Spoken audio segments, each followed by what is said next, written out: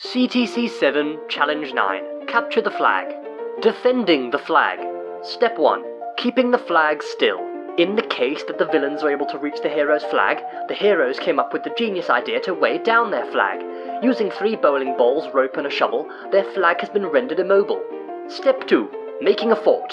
The second step to making a solid defense is building up good fortification.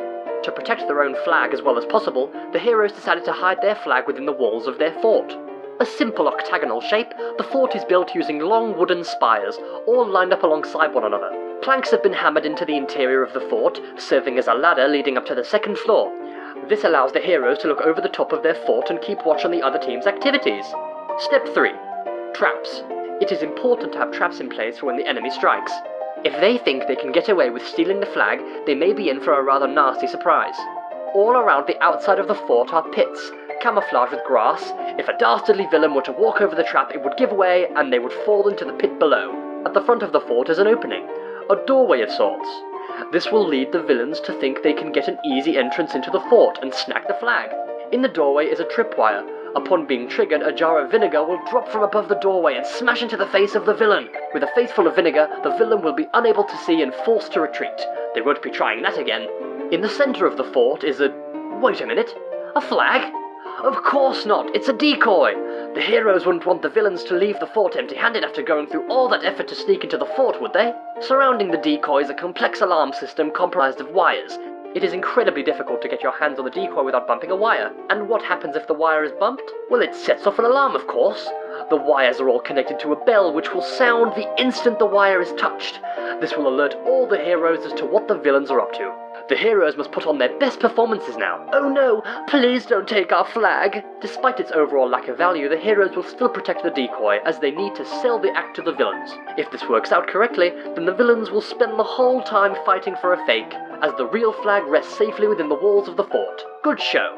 Capturing the flag. Step 1. Weapons. How was one expected to charge enemy forces without any weaponry?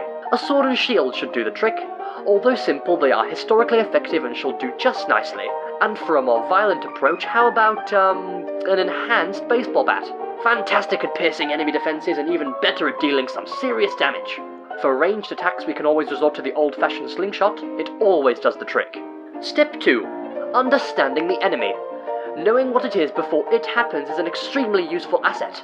Using a video camera and a fishing pole, the heroes can record an inside view of the villain's defenses, getting an early look at all the nooks and crannies, and even getting an insight onto any traps the villains may have prepared. This gives the heroes the strategic advantage when tackling this challenge. Good thinking. Step 3. Breaking and entering. How does one get inside of the villain's fort? Well, there are several approaches you could take. The sneaky approach. Have the majority of your team dash head-on. The villains retaliate. Fists are flying and everyone is distracted. Now is your time to strike. Take your trusty shovel and burrow beneath the fort. Be careful.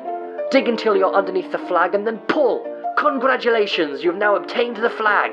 And if you want to be extra sneaky, you can replace it with a fake. I'm sure they'll never notice. If that's a bit too cowardly for your liking, you could instead take a more violent approach. Using some logs and rope, you could put together a makeshift battering ram. With the force of all of your team behind it, you can simply bash down everything in your path, grab the flag and get out of there. If the opposing team gets in the way, easy peasy, you've got the flag, don't you?